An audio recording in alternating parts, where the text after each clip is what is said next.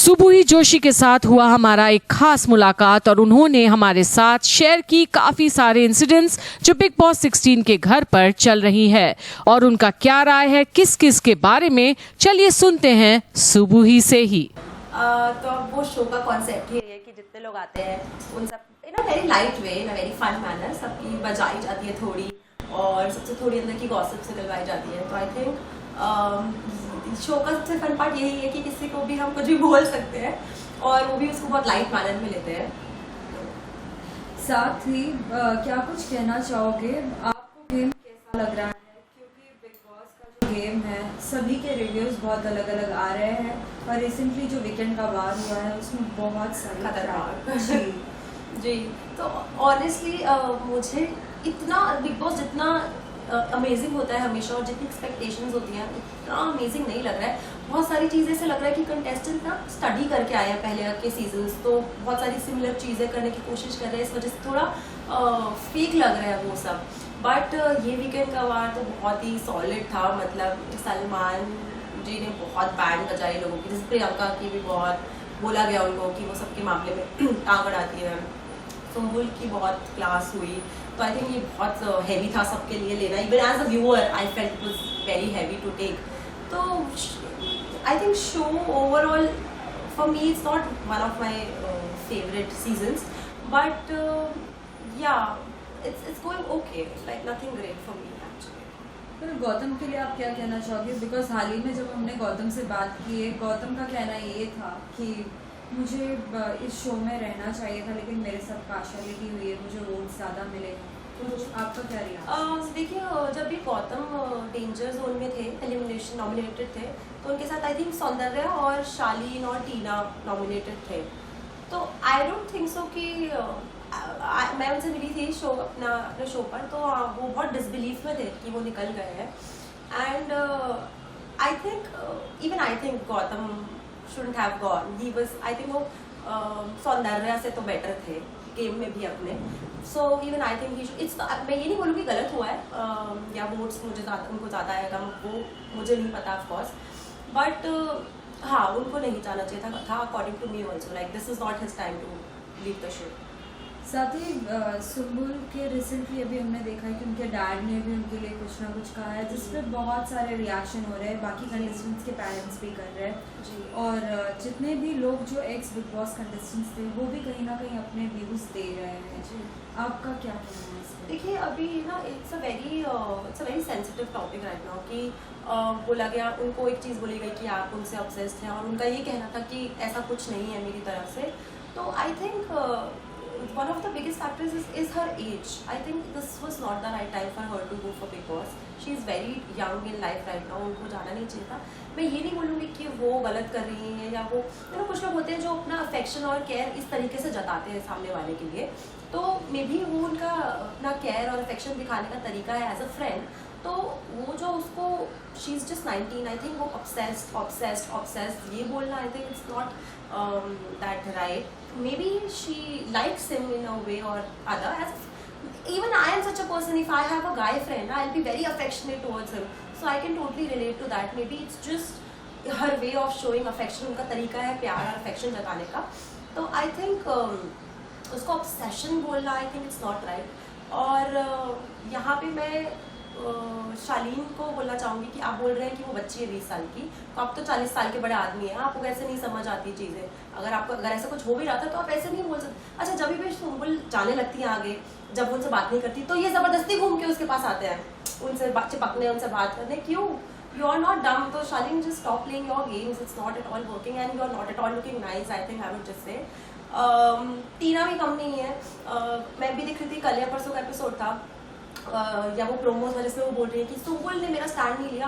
क्यों भाई? Now she is maintaining her distance from all of you.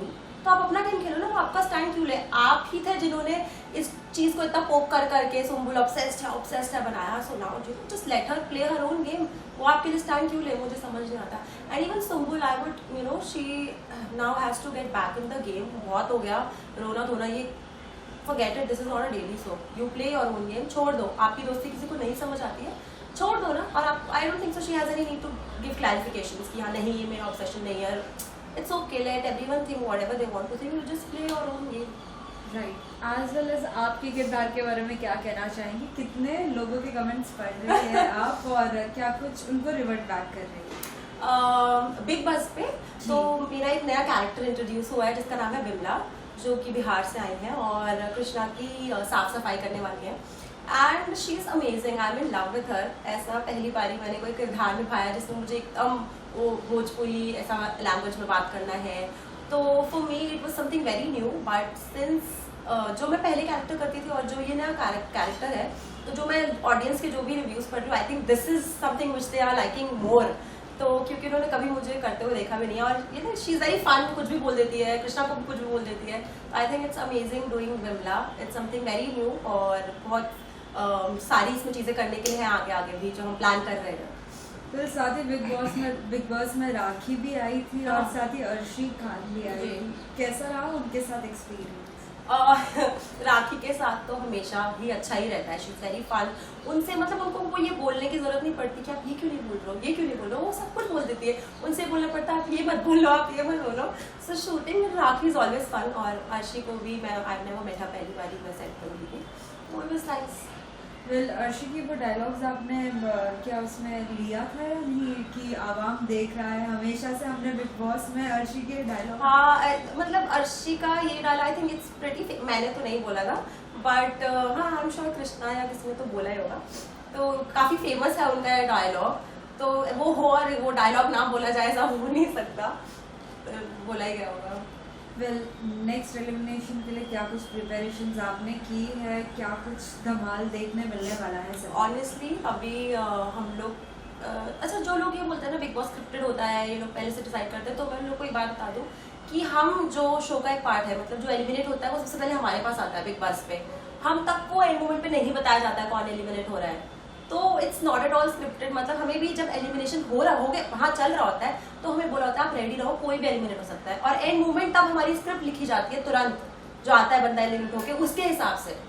तो ये ऐसा नहीं है कि स्क्रिप्टेड है, हमें पहले से पता होता है, तो एटलीस्ट हमें भी कुछ पता नहीं होता है, हम भी अनप्रिपेयर्ड सेट पे जाते हैं।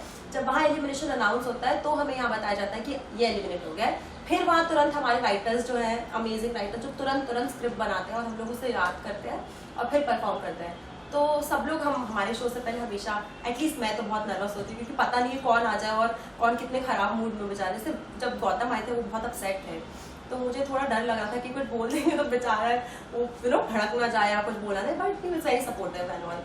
तो ऐसा ही होता है, मतलब एंड मोमेंट प्रिपरेशंस होती है, so we also don't know what is going to happen and what to expect. फिर लास्टली ये जानना चाहेंगे, अगर सलमान सर आते हैं बिग बॉस में तो क्या कुछ कर सकते हो आप, कुछ अमेजिंग जिससे सभी लाइक बहुत ज़्यादा एंटरटेन? मैं तो अपने पूरे यूनिट को यही बोलती हूँ कि देखो सलमान सर हमारे यहाँ आए ना, लेकिन हमें तो एक बार ही सलमान सर के वहाँ जाना बनता है, तो प्लीज़ हमें एक बार ही भेज दो। अब वो तो पता नहीं, वो तो चैनल का डिसीजन होता है जाते हैं कि नहीं, बट अगर जाते हैं ऑनेस्टली मुझे भी नहीं पता, because he has this aura जिनको देख के मुझे पता है मैं एकदम ऑस्ट्रा को जाऊँगी और मैं कुछ बोल ही नहीं पाऊंगी। तो इससे अच्छा कुछ प्लान करने की जरूरत ही, मतलब प्लान ही ना करूँ, वहाँ पे ही देखी जाएगी जो भी होगा। फिर lastly any message to the all the viewers? मैं अपने सभी दर्शकों को बोलूँगी कि ऐसे ही हमारा शो बिग बॉस देखते रहिए और उसे ढेर सारा प्यार दीजिए। And I am very glad कि आप लोग इतना पसंद कर रहे हो शो को। मुझे बहुत सारे कमेंट्स आते हैं मेरे सोशल मीडिया पे, तो इसी तरीके से आप हमें प्यार करते रहिए, हमें सपोर्ट करते रहिए और हम लोग आपको एंटरटेन करते रहिए।